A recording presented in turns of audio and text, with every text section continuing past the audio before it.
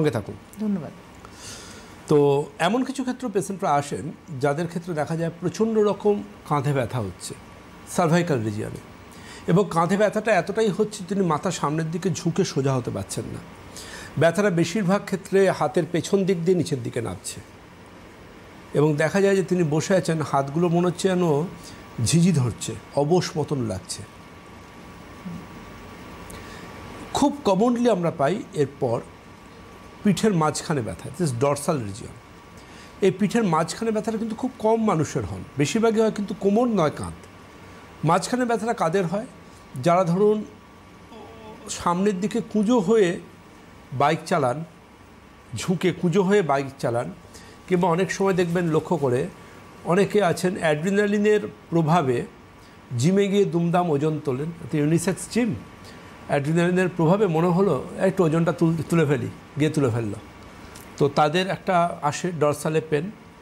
আরেকটা খুব common matter কাজ করে, যারা আগেকার দিনের যারা ক্লার্কের কাজ করতেন টাইপরাইটারের সামনে বসে, আর এখনকার দিনে সারাদিন কম্পিউটারের সামনে কাজ করেন, তাদের একটা কোমরে কিন্তু খুব পেন আসে। সমস্যা তখন হয় যখন কোমরের ব্যথাটা পায়ের পেছন দিক দিয়ে নামতে পারে বা পাশ থেকে নিচের দিকে নামে, that is sciatica syndrome. Sciatica যদি চলে আসে সেক্ষেত্রে কিন্তু একটা বড় সমস্যা চলে আসবে, কারণ সাইটিকা আসা মানে কিন্তু তার পায়ের একটা চ্যালেঞ্জিং ইস্যু আসছে সামনে। তার টয়লেট করার প্যাটার্ন চেঞ্জ হয়ে যাবে, হয়তো তিনি টয়লেট একদম চাপতে পারবেন না, অথবা টয়লেট মনে হচ্ছে যে অসাড়ে হচ্ছে। বিছনা থেকে মাটিতে নামার পর তিনি সবথেকে খুব খারাপ কন্ডিশনে থাকবেন একদম সকালটা, দুটো পা কোমর ধরে একদম মনে হবে স্টিফ হয়ে রয়েছে। সমস্যা কিন্তু আরও চ্যালেঞ্জিং হবে যদি সেটা হয় বর্ষাকাল বা শীতকাল, কিংবা যেদিন ধরুন খুব সিঁড়ি দিয়ে ওপর নিচ করছেন, দৌড়ঝাঁপ করছেন, সেই দিনগুলো। এর কারণ কি জানেন তো? আমাদের ক্লিনিকে যখন পেশেন্টরা আসেন মানে ডাক্তার পা ঝিঝি ধরে যাচ্ছে, এমন হয়ে যাচ্ছে, সামনের দিকে ঝুঁকে সোজা হতে পারছি না, এতটা সমস্যা হচ্ছে। তো তখন আমরা কিন্তু পেশেন্টকে ইনিশিয়াল বেদে বেশিরভাগ ক্ষেত্রেই তখন বলতে দিলেন সব প্যাথি করে লাস্ট আসেন আমাদের কাছে, সব কিছু করলাম, এবার আয়ুর্বেদ করে, আয়ুর্বেদ মানে ইন্ডিয়ার ট্র্যাডিশনাল আয়ুর্বেদিস্ট ডক্টর দেবব্রত সেন, সেই হিসেবে আসেন আমার কাছে, তাও মোটামুটি বহু মাস পর ডেট পান। কিন্তু সমস্যাটা সেই জায়গায় দাঁড়িয়ে যায় তখন যখন হচ্ছে তারা রিপোর্ট করিয়ে আনেন না, বা রিপোর্ট থাকলেও বাড়িতে আছে পুরনো রিপোর্ট আনেনি। এই ধরনের ব্যথার পেশেন্টের ক্ষেত্রে কিন্তু ভীষণ প্রয়োজন স্পাইনের ব্যথার ক্ষেত্রে এমআরআই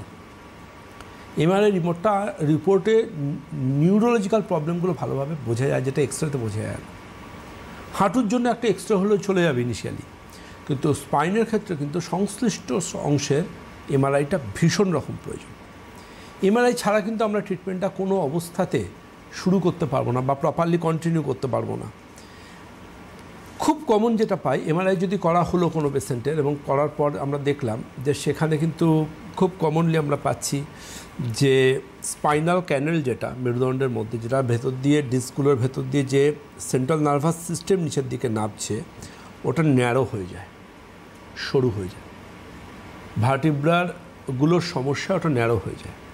এবং ন্যারো যখন ওটা হয়ে যাচ্ছে, ওটা কিন্তু নার্ভ রুটকে কম্প্রেস করছে, চাপ সৃষ্টি করছে।